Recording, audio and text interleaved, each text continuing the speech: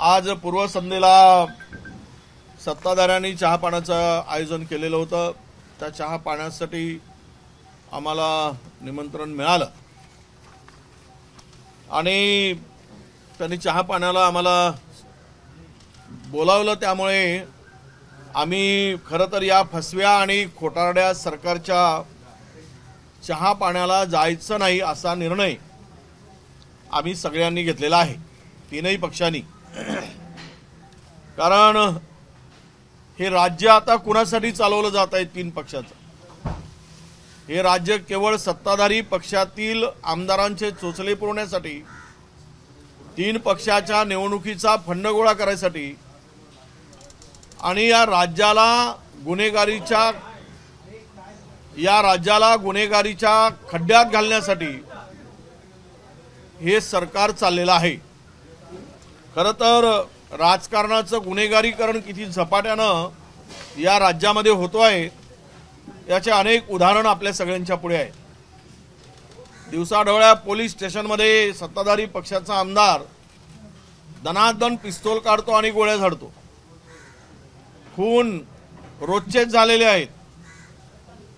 अनेक आमदारांचे वक्तव्य इतके वादग्रस्त आहेत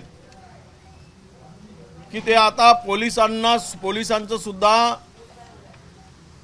त्यांच्या घरापर्यंत जाऊन स्टेटमेंट करायला लागलेत। म्हणजे एक आमदार तर पोलिसांना सांगतो की तो व्हिडिओ काढा तुम्ही आणि दाखवणार कुठे? तर फार तर तुमच्या बायकोला दाखवू शकाल। इतक्यापर्यंत यांची मस्ती, गरमी आणि अंगात भिडलेली आहे। गुंडांचा होदोस सत्ताधाऱ्यांच्याकडे सर्रास सुरू आहे, त्याला अजिबात रोक नाही। मंत्रालयामध्ये ओपन रील काढलं जात आहे। मुख्यमंत्री उपमुख्यमंत्र्यांच्याकडे पुढच्या निवडणुकांच्या स्ट्रॅटेजीसाठी गुंडांचं आता मला वाटतं की गुंडांची सल्लामसलत घेण्याचं काम लोकसभेच्या तोंडावर सुरू झालेलं आहे। अशी अवस्था राज्याची कधीही नव्हती, ती अवस्था आता राज्याची आपल्या सगळ्यांना बघायला मिळत आहे। आणि म्हणून म्हणजे विशेष म्हणजे तर या ठिकाणी पुण्यामध्ये 200 गुंडांची परेड होते आणि दुसऱ्या दिवशी ते गुंड पोलिसांना जुमानत नाहीत आणि परत त्या गुंडांच्याकडे पुण्यामध्ये 2200 कोटीचा ड्रग्ज पकडला जातो। म्हणजे बघा, हीच गुंड त्यामध्ये इन्व्हॉल्व आहेत। परेड होऊन दुसऱ्या दिवशी पुन्हा गुंडांना राजाश्रय असल्यामुळे ते अजिबात पोलिसांना सुद्धा परेड करून जुमानत नाहीत, हे पुण्यातल्या घटनेवरून सिद्ध झालेलं आहे। आणि आपल्या सगळ्यांना माहीत आहे की कुठल्या स्तरावरच्या शिव्या घातल्या जात आहेत, तेही संपूर्ण चॅनल पुढे महाराष्ट्र बघतोय। महाराष्ट्राला पुरोगामी महाराष्ट्र म्हणून ओळख असली तरी सुसंस्कृत सुजाण महाराष्ट्र म्हणून, संस्कारमय महाराष्ट्र म्हणून या महाराष्ट्राची ओळख खड्ड्यात घालण्याचं पाप हे तीनही पक्ष एकत्रित मिळून करत आहेत। आणि म्हणून या सगळी परिस्थिती आपल्या पुढे ठेवलेली आहे। दुसरीकडे हे गुंडांचं राज्य सुरू असताना मराठा समाजाची कशा पद्धतीनं फसवणूक या सरकारने केली हेही काही आता लपून राहिलेलं नाही। 5 महिने जरांगे साहेबांच्या आंदोलनानंतर, पाटलांच्या आंदोलनानंतर त्या समाजाला फिरवत ठेवण्याचं काम झालं आणि शेवट बोळवण करून जे टिकूच शकत नाही अशा प्रकारचं आरक्षण देऊन निवडणुकीच्या वर डोळा ठेवून मतं घेण्यासाठी हा मला वाटतं हा फंडा मुद्दाम वापरेल, हा फंडा वापरला गेला आणि संपूर्ण मराठा समाजाची फसगत करण्याचं काम या सरकारने केलेले आहे। शेतकऱ्याच्या मनामधली चीड यांना आता मतदान पेटीतून भविष्यात दिसणारच आहे। पण आम्ही बहिष्कार का घातला की या ठिकाणी शेतकरी उद्ध्वस्त होताना आम्हाला सगळ्यांना दिसतोय। कापसाला हमीभाव नाही, जवळपास 1200 ते 1500 रुपये प्रति क्विंटलनी कापूस हमी भावापेक्षा कमी भावाने विकला जातोय। म्हणजे शेतकऱ्यांची लूट ही 1500 रुपये प्रति क्विंटलनी होते आहे। सोयाबीनला 2013 मध्ये जे भाव मिळत होते ते 2023 मध्ये सुद्धा मिळत नाहीत 10 वर्षांनी। हे दुर्दैवानं त्या शेतकऱ्यांची व्यथा आपल्या सगळ्यांच्या पुढे आहे। दूध उत्पादक शेतकरी असेल त्याला 26 रुपये लिटर दुधाला भाव मिळतोय। 5 रुपये बोनसची घोषणा केली खरी, पण तो बोनसचा पत्ता नाही अशी अवस्था आहे। कांदा उत्पादकांच्या संदर्भात निर्यात उठवली म्हणून ढोल वाजवलेत, परंतु त्या ठिकाणी ढोल वाजवूनही त्यांच्या पदरात किंवा त्यांना आपण सगळ्यांनी बघितलंय की निर्यात ही काही देशासाठी उठवली आणि म्हणून कांदा निर्यात अजूनही होत नाही आहे। संत्र्यांची स्थिती, मोठा प्रोजेक्ट आणू, संत्र्यांना अवेळी पावसामुळे गारपिटीमुळे संत्रा पीक धोक्यात गेला, त्यांना अनुदान देण्याची किंवा मदत करण्याची घोषणा केली, त्याचा पत्ता नाही। डिसेंबरमध्ये धान उत्पादक शेतकऱ्यांना 2 हेक्टरपर्यंत 20,000 रुपयाचा बोनस जाहीर केला। 1 रुपया सुद्धा दमडी सुद्धा आतापर्यंत त्या शेतकऱ्यांच्या पदरात पडली नाही, शेतकऱ्यांच्या खात्यात मिळाली नाही, जमा झाले नाही। याच्याही पलीकडे नियमित शेतकऱ्यांना, कर्ज फेडणाऱ्या शेतकऱ्यांना आम्ही घोषणा केली होती, बजेटमध्ये तरतूद केली, आमचं सरकार गेलं, त्यानंतर यांनी छाती ठोकून सांगितलं की आम्ही 50,000 रुपये त्यांना देतो आहोत, पण त्याचाही पत्ता नाही। मागच्या वेळेस अवेळी पावसामुळे आपण सगळ्यांनी बघितलं की त्याला मराठवाड्यामध्ये विशेष करून आणि त्या बेल्टमध्ये किंवा पश्चिम महाराष्ट्रातल्या काही बेल्टमध्ये डाळिंबाचं नुकसान मोठ्या प्रमाणात झालं। त्याबरोबर आपण संत्र्यांचं नुकसान मोठ्या प्रमाणात झालं आहे। या संदर्भातली कुठलीही मदत शेतकऱ्याला आत्ता मिळालेली नाही आणि MSP प्रमाणे कुठलेही कापूस, सोयाबीन ही सगळी खरेदी होत नाही आहे। हे शेतकऱ्याचं दुर्दैव आहे। आता शेतकरी आत्महत्या सर्वात जास्त जर देशामध्ये कुठे होत असतील तर ते महाराष्ट्रात होत आहे। जवळपास 2187 शेतकऱ्यांनी मागच्या 1 वर्षामध्ये या राज्यामध्ये आत्महत्या केलेल्या आहेत। हा प्रचंड शेतकऱ्यांना उद्ध्वस्त करणारे हे सरकार आहे आणि शेतकऱ्याच्या संदर्भात यांची अनास्था आहे। विदर्भ, मराठवाड्याची फसवणूक तर करताना आपल्या सगळ्यांना आपण बघतो। या दोनांचा मागच्या पहिलं अधिवेशन आहे की ज्यामध्ये हिवाळी अधिवेशनामध्ये कुठलीही घोषणा किंवा पॅकेज नेहमीप्रमाणे काही मिळालेलं नाही। तोंडाला पाणी पुसण्याचं काम झालं आणि ज्या काही घोषणा केल्या त्याची अंमलबजावणी अद्यापही सुरू झालेली नाही। विदर्भातील आणि मराठवाड्यातील शेतकऱ्यांची, जनतेची यांनी फसवणूक केल्यामुळेच आज संपूर्ण शेतकरी आणि त्या भागातला जनता आणि त्यातील शेतकऱ्यांच्या विशेष करून आत्महत्या थांबत नाही आहेत। त्यामुळे सुद्धा आम्ही या सरकारच्या चहापानावर बहिष्कार टाकण्याचा निर्णय घेतला आहे, कारण यांच्या पापामध्ये कोण सहभागी होईल? हे पाप इतकं पराकोटीचं केलेलं आहे हे सरकारने की कुठल्याही आघाडीवर हे सरकार यशस्वी नाही। भ्रष्टाचारामध्ये हिमनगाचा टोक गाठलाय। टक्केवारी इतकी प्रचंड वाढली की आता या सरकारमध्ये 25% टक्केवारी गेलेली आहे। ती पुन्हा भूक त्याची वाढत चाललेली आहे।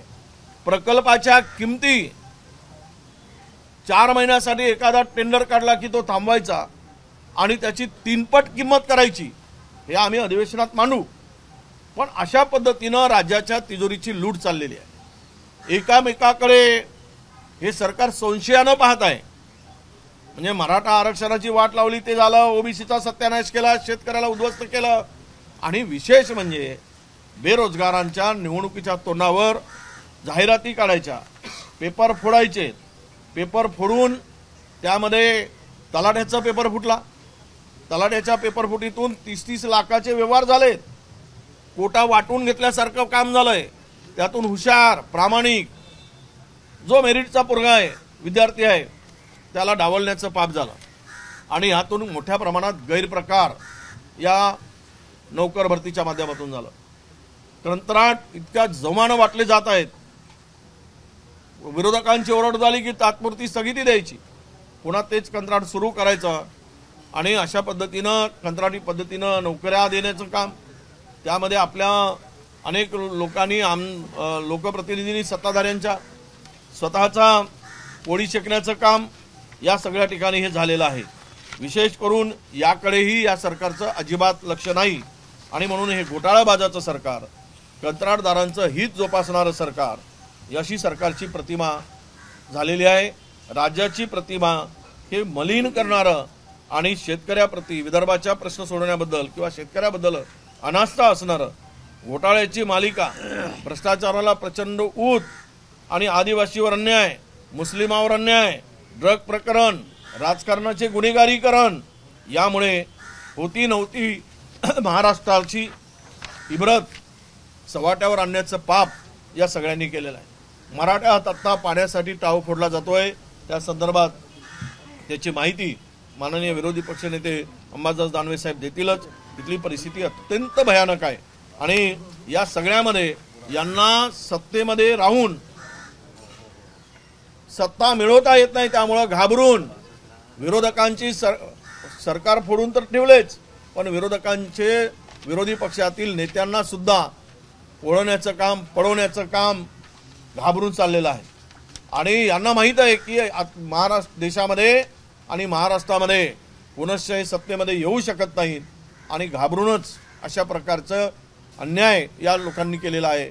महाराष्ट्रापुरती काय, देशापुरती जरी आपण महाराष्ट्र आणि देशाचा विचार केला तरी देशाच्या म्हणजे दिल्लीच्या सीमेवर ज्या अमानुषपणे शेतकऱ्यांना ज्या पद्धतीनं त्यांचे आंदोलन चिरडण्यासाठी प्रयोग केले जात आहेत ते इतके भयावह आहेत की इंग्रजांच्या काळात सुद्धा अशा पद्धतीनं शेतकऱ्यांना चिरडलं नाही। त्याही पेक्षा अधिक यांनी या राज्यातील देशातील शेतकऱ्यांना उद्ध्वस्त करण्याचं पाप केलं आहे। हे राज्य छत्रपती शिवाजी महाराज, शाहू फुले आंबेडकरांच्या या राज्यामध्ये आम्ही सगळे एकत्र नांदत असताना सरकारने समाजामध्ये वितुष्ट निर्माण केलं, भांडणं लावली।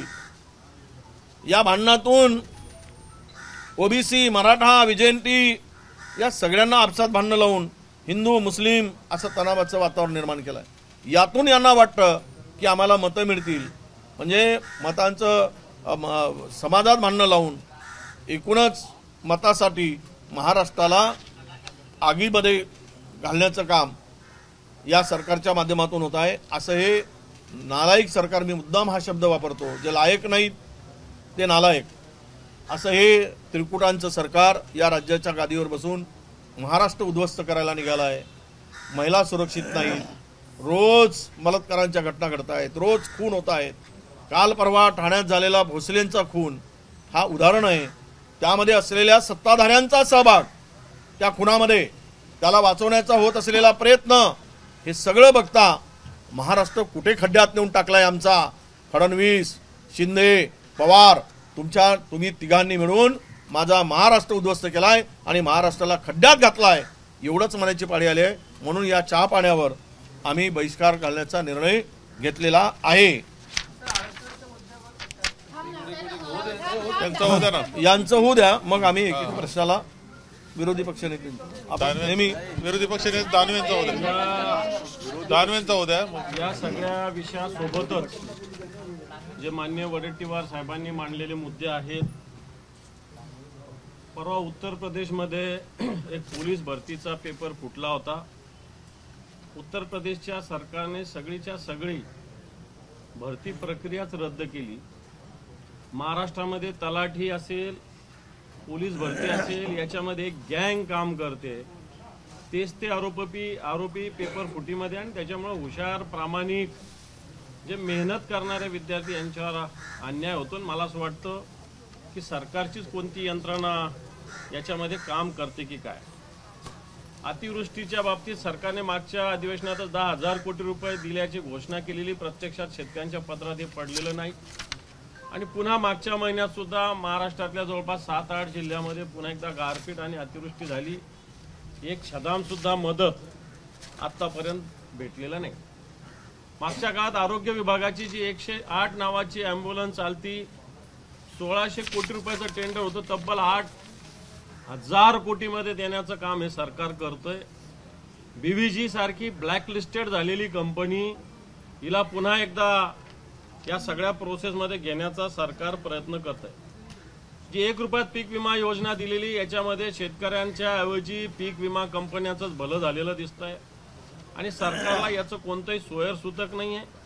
शासन आपल्या दारी म्हणायचं, प्रत्यक्षात शासन आपल्या दारी न जाता जनतेलाच या सरकारच्या दारोदार चक्रा माराव्या लागतात, अशा प्रकारची स्थिती आहे. पीक विम्याच्या बाबतीमध्ये विमा कंपन्यांची दादागिरी वाढलेली आहे. याला कारण सरकारच खऱ्या अर्थाने विमा कंपन्यांचा एजंट आहे का काय, अशा प्रकारची स्थिती आहे. हे होत असताना महानंदा डेअरी सारखी डेअरी गुजरातला हवाली करायची की काय, अशा प्रकारची स्थिती. जर आपले कामगार काही त्यांचा थकलेला पगार मानून कंपनी रेग्युलर करण्याचा, महानंद नियमित करण्याचा प्रयत्न करत असताना त्यांना डावलून ही महानंद गुजरातच्या हवाली करण्याचा प्रयत्न सरकारचा चालू आहे. अनेक विषय असे आहेत. मग आरे डेअरी आहे, धारावी आहे, महालक्ष्मी रेसकोर्स आहे. याच्यामध्ये निश्चित आम्ही आवाज उठवू. परंतु या सगळ्या परिस्थितीमध्ये हे महाराष्ट्रातलं सरकार गुंडा राज या महाराष्ट्रात निर्माण झालेला आहे. दररोज खून होत आहेत, दररोज रिव्हॉल्वर काढले जातात, गुंडांचं उदात्तीकरण केलं जातं. पुण्यामध्ये कोण मोहळ नावाच्या एका गुंडांची हत्या झाली, त्याच्या घरी सत्ताधारी पक्षाच्या लोकांनी व्हिजिट केल्या, त्याचे बॅनर्स लावले, त्याचे पोस्टर्स लावले आणि तो हिंदू आहे अशा पद्धतीचं वक्तव्य सत्ताधारी पक्षाच्या, मला वाटतं कोणत्याही गुंडांना जात नसते, कोणत्याही गुंडांना धर्म नसतो. हे गुंड लोक वर्षा बंगल्यावर जात आहेत, मंत्रालयात येत आहेत, अशा प्रकारची स्थिती झाली. म्हणून गुंडांची हिंमत वाढलेली आहे, दिवसा ढवळा रिव्हॉल्वर काढण्याचं काम करतायत. थोडक्यात गुंडा राज या महाराष्ट्रात निर्माण झाले. शेतकऱ्याची अवस्था अतिशय वाईट या महाराष्ट्रामध्ये निर्माण झाली. कोणत्याही प्रकारची मदत सरकार या शेतकऱ्यांना देत नाही. कांद्याचं अनुदान जाहीर झालेलं सुद्धा अजून शेतकऱ्यांना मिळालेलं नाही. बाकीच्या पिकाची ती स्थिती आहे. निर्यात धोरणाविषयी, आयात निर्यात धोरण, कापसाच्या विषयी सरकार अतिशय दुर्दैवी निर्णय घेत आहे. कापसाची मोठ्या प्रमाणावर आयात केल्यामुळे शेतकऱ्याचा कापसाचा भाव पडलेला आहे. जी हमी योजना आहे तिचे भावापेक्षा कमी मार्केटमध्ये भाव असताना सरकारने CCI असो, राज्य सरकार असो, यांनी कोणत्याही पद्धतीनं कापूस खरेदी केंद्र सुरू केलेले नाही. आणि शेतकऱ्यांची एक लयलूट करण्याचं काम व्यापारी करतात आणि सरकार उघड्या डोळ्यानं, मला वाटतं सरकार सुद्धा या व्यापाऱ्यांबरोबर सहभागी झालेली आहे. आणि म्हणून या अधिवेशनामध्ये आम्हाला चहापानाचं निमंत्रण आलं होतं. परंतु या राज्यातली गुंडागर्दीची परिस्थिती, कायदा सुव्यवस्थेची स्थिती, शेतकऱ्यांची अवस्था, बेरोजगार तरुणांची फसवणूक, खोटी आश्वासनं, यामुळं आम्ही या चहापानावर जायचं नाही, बहिष्कार टाकण्याचा निर्णय, आमची सगळ्या महाविकास आघाडीच्या विरोधी पक्षनेते सगळ्यांची बैठक झाली, त्याच्यात आम्ही निर्णय घेतलेला आहे. मुद्दा आहे की शेतकऱ्यांच्या आत्महत्या वाढल्या तरी ठीक आहे, किंवा कापसाला भाव मिळत नाही, दुधाचं किंवा दूध पावडरचं जे 5 रुपये मधल्या काळात अनुदान दिलं, या सगळ्या संदर्भात म्हणजे सरकार अपयशी ठरलं इथपर्यंत त्या गोष्टी आपण मान्य करू शकतो. पण विरोधक म्हणून कलेक्टिव्हली याच्यावरती जे आक्रोश मोर्चे व्हायला पाहिजे होते, किंवा एखाद्या ठिकाणी ठिया देणं असेल किंवा मोर्चे निघणं अपेक्षित होतं, ते पण झालेलं नाही. तर अशा बेसिसवरती आपण कशा गोष्टी कन्सिडर करायच्या? नाही, असं आहे, तुम्ही म्हणताय की विरोधक एकत्रच आहेत. या सगळ्यांसाठी विरोधक लढतायत. मध्यंतरीच्या काळामध्ये तुम्हाला माहीत असेल की दुधाच्या आंदोलनाला पाठिंबा ज्यावेळेस झाला होता, कांद्याच्या शेतकऱ्यांच्या आंदोलनाला पाठिंबा देण्याचं काम, त्याच्यावर उभं राहण्याचं काम आम्हीच निर्णय त्यावेळेस घेतलेला. धान उत्पादकांसाठी सर्व सभागृहामध्ये बोनसची घोषणा केली. आता सरकार घोषणा करते आहे पण अंमलबजावणी करत नाही, वेळ मारून नेते.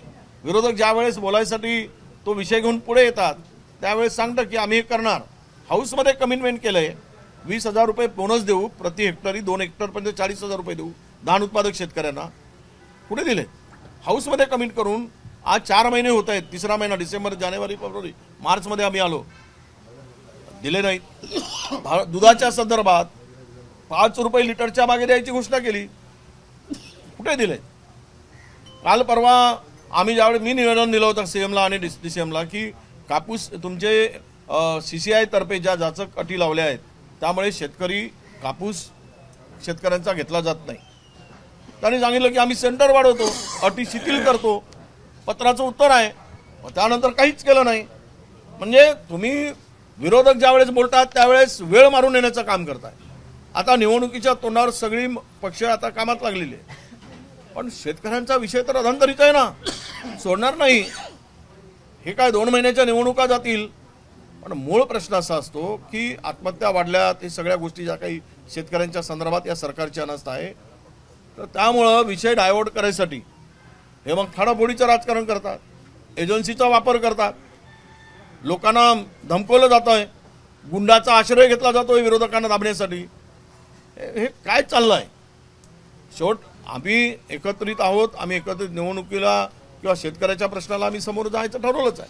पण मुळात एकच गोष्ट आपल्या लक्षात आणून येतो की हे सरकार तिघांची मिळून शेतकऱ्याचे प्रश्न सोडवण्यासाठी या सरकारची अनास्था आहे की नाही हे महाराष्ट्रातला शेतकरी निवडणुकीमध्ये दाखवून देईल. राज्यात दुष्काळजन्य परिस्थिती आहे. अनेक ठिकाणी पाण्याचा थेंबही पोहोचत नाहीये. त्या ठिकाणी सरकार पोहोचण्यात अपयशी ठरतंय का, हे प्रश्न कधीपासून? विशेष करून मराठवाड्यामध्ये हाहाकार माजणारा यावेळेस दुष्काळ पाणी टंचाईमुळे प्रचंड अजूनही आत्ताही सुरू झालेला आहे.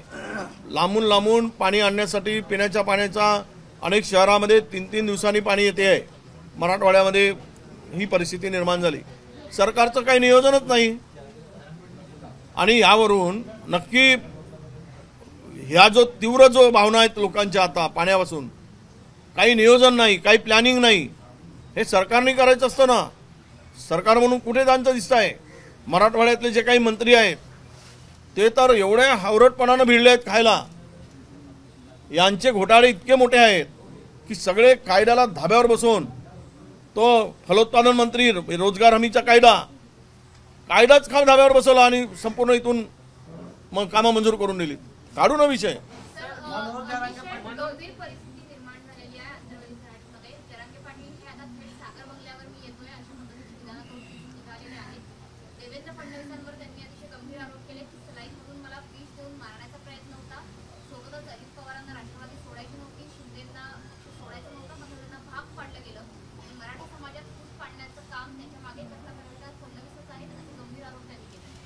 नाही बघा, महाराष्ट्रातील एकूण जरांगेच्या आंदोलनानंतर 2 समाजामधला विभाजन करण्याचं पाप सुद्धा या सरकारने केलं.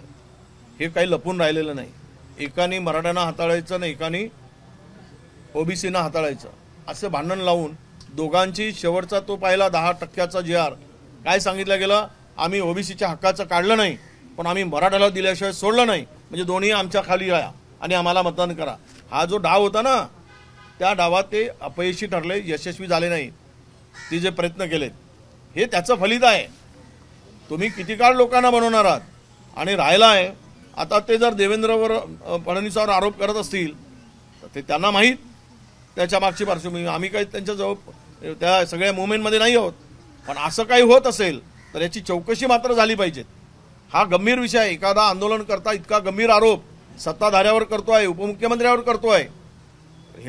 या गंभीर प्रकरणाची चौकशी कोण करणार? न्याय कोणाकडे मागावं?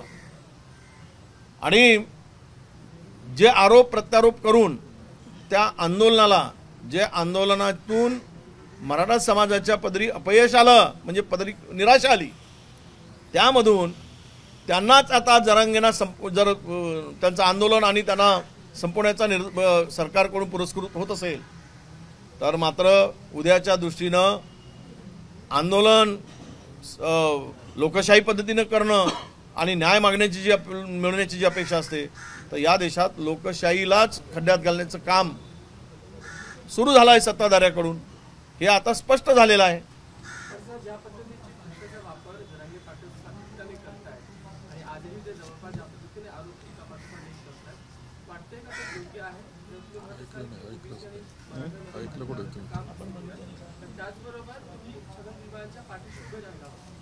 नाही हे बघा, आता जरांगे काय म्हणतात मी तर फार काय ऐकलं नाही, कारण मी त्यांचं ऐकणं सोडून दिलं आहे. त्यामुळं मी काय फार काय ऐकत नाही. आम्हाला हे त्यांच्या विरुद्ध जे काही बोलणारे होते, दुसरा एक गट उभा केला पर्याय. हे आंदोलन मराठ्याच्या हक्कासाठी लढणारं आंदोलनाचा बिमोड करण्यासाठीच झालेला हा प्रयत्न आहे. कदाचित त्यांचा उद्रेक जो आहे तो त्यांच्या विरुद्ध जे काही माणसं उभी केली, पेरली गेली आणि ते आंदोलन मोडीत करायसाठी काय चाललंय सरकारचं आणि त्यांचीही बदनामी करायचं काम चाललं आहे. तर त्यामधून एकामेकाच्या आरोपातून कदाचित हे सत्य बाहेर येईल, सत्य येणार आणि यातून ज्या पद्धतीनं यांचे वक्तव्य येत आहेत हे आत्ताच्या महायुती सरकारला खड्ड्यात घालणारच आहे. ते खड्ड्यात जातील. सागर बंगल्यावर येत असतील असं त्यांचं म्हणणं आहे. आम्ही वाशीमध्ये झालेलं आंदोलन बघितलंय, तुम्ही सत्ताजाम जवळपास त्यांनी केलं होतं आणि ही भाषा ते 24% पासून करताय. सरकार म्हणून त्यांचं समाधान करावं, हे सरकारचं काम आहे, आमचं काम थोडी आहे. सीएमनी बंददार काय चर्चा केली, आता देवेंद्रजीवर त्यांचा आरोप असेल, सीएम साहेबावर आरोप असेल, तर त्यांनी त्याचं समाधान करावं की हे वस्तुस्थिती सांगावी की तुम्ही काही चुकीचं करताय, चुकीचं बोलताय, त्याला आधार नाही. कोण करायला जाणार? तुम्हीच हे सगळं उभं केलंय, तुम्हाला ते भोगावं लागणार. लोकांना फसवत राहिलात 5 महिने, मराठा समाजाला वेठी धरलात 5 महिने. त्यावेळेस पहिल्याच वेळेस का आंदोलन तुम्हाला आज जे करता आलं ते त्यावेळेस का नाही करता आलं? तुमच्या घरातले माणसं पाठवत होता त्यांच्याकडे, शासकीय यंत्रणा कामाला लावली होती. जरांगे होते जे वाशीमध्ये गुलाल उधळत ते परत गेले होते की आम्हाला जे मिळालंय त्या समाधानी होते. मग असं मध्ये काय झालंय की एकीकडे 10% ना आता त्यामध्ये मी अधिक बोलणार नाही. ते सीएम साहेबांनाच विचारलं पाहिजे. तो GR काढला होता किंवा ऑर्डिनन्स काढला होता, तो का बदलला गेला? नाही ना, आम्ही कोणाला आम्ही विचारू ना हाऊसमध्ये, आम्ही हाऊसमध्ये विचारू.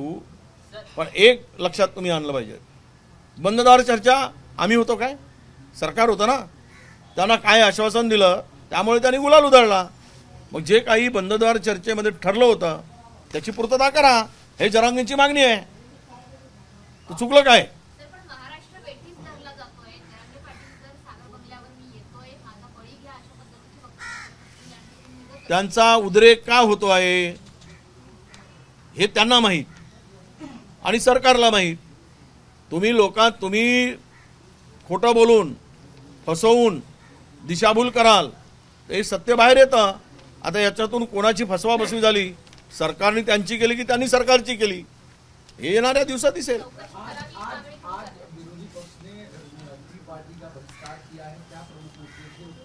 नहीं देखिए, ये राज्य जो चला रहे हैं त्रिकूट सरकार, तीन लोग मिलाकर, 3 पक्ष मिलाकर, ये तो 2 तो बेईमानी है और एक ईमानदार, ऐसे नहीं कहेंगे, वो बेईमानों के साथीदार है.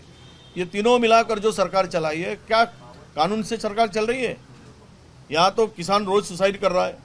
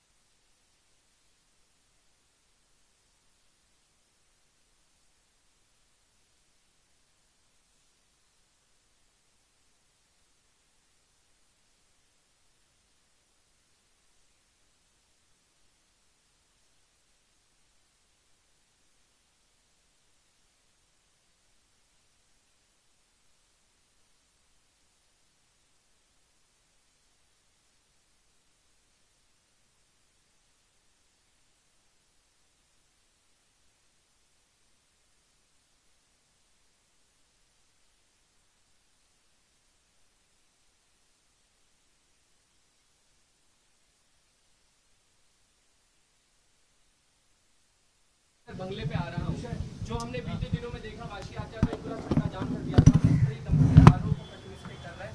बताओ विरोधी पक्ष नेता आप क्या कहेंगे सारे बारे? नहीं, जब हमारे ऊपर भी आरोप हो रहे थे तब तो किसी ने बात नहीं की. हमने यही कहा था कि उनको OBC से आरक्षण नहीं देना चाहिए. तब हमको भी कुछ आरोपी के पिंजरे में खड़ा किया गया था. अब वो क्यों उनका फडणवीस जी के ऊपर गुस्सा है, ये मैं कैसे बताऊंगा? रहा सवाल, आंदोलन से अगर कानून सुव्यवस्था बिगड़ती है तो सरकार क्या कर रही है? उनको सरकार क्या हाथ में हाथ बांधे बैठे रहेगी? सरकार का काम है, और सरकार का काम किसी का आंदोलन को गोली चलाकर खत्म करना नहीं है, चर्चा से उस आंदोलन को समाप्त करना है. तो चर्चा करो और चर्चा से निकालो रास्ता, ये हमारा कहना है. सरकार जिस तरीके से 10% तुम्हारा ही जवाब दिया मैंने. सरकार 10% आरक्षण देने के बाद फिर भी इस तरीके का आंदोलन होना, OBC के कोटे से आरक्षण मांगना, इन सारी चीजों को क्या देख रहे हैं? नहीं, वो क्या मांग कर रही है और सरकार को क्या देना है, ये सरकार और जरांगे पाटिल चर्चा करके निपटाए ना. ये विरोधक करके हम क्या बताएं? ये हमारा थोड़ी है। हमने तो स्पष्ट रूप से कहा था ओबीसी से नहीं देना, आज हम फर्म हैं, उनको मराठा समाज को देने के लिए किसी का विरोध नहीं, ये भी हमारी भूमिका स्पष्ट है। तो हमने तो हमारी भूमिका तय किया है। अब सरकार और जरांगे जो चाहते हैं वो तो आपस में बैठे। जिस तरीके से जरांगे पाटिल कहते हैं कि मुझे सलाह के जरिए अगर बिल देने का प्रयास है, इस तरह से बहुत गंभीर आरोप है। जांच की मांग करेंगे। जरांगे जिस तरीके से लंबे समय से आंदोलन कर रहे हैं, जांच की मांग करेंगे। और दूसरा सवाल, अधिवेशन कल से शुरू हो रहा है, इस सारे मुद्दे क्या ये सारों मुद्दों को जब इतना गंभीर आरोप जरांगे जी कर रहे हैं तो इसका स्पष्टीकरण सरकार को देना पड़ेगा, ये मांग हम करेंगे।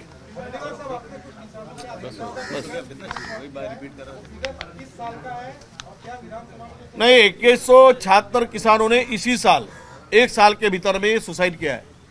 ये ऑफिशियल आंकड़ा है, हमारे हाथ का नहीं है। यही इसके वजह से किसानों के उपज को दाम नहीं मिल रहा है, कर्जा में किसान डूबा हुआ है। आज अब उनकी हालत बहुत खराब है, इसीलिए वो सुसाइड कर रहा है। गावागावातील छोटे पक्ष संपवा असं बावनकुळे म्हणतायत, तसं नाही, बावनकुळे सत्य बोलतायत। छोटे पक्ष त्यांना RSS आणि भाजपचा छुपा एजेंडा होता, पण बावनकुळे इमानदार असल्यामुळे आता खरे बोलायला लागले। हाँ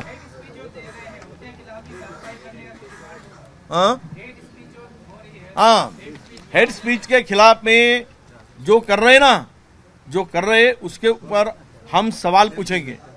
जो लोक प्रतिनिधि MLA जो सत्ता में रूलिंग पार्टी में है, उनकी जुबान से ये निकल रहा है, तो उनको ये सरकार चलाना नहीं है। तीनों पार्टी को सरकार के माध्यम से लूटने का और वोट बटोरने के लिए ये ऐसे स्टेटमेंट करके लोगों को गुमराह करने का, इसका जवाब तो जनता भी वोट में इलेक्शन में भी मांगेंगे और हाउस में भी हम मांगेंगे।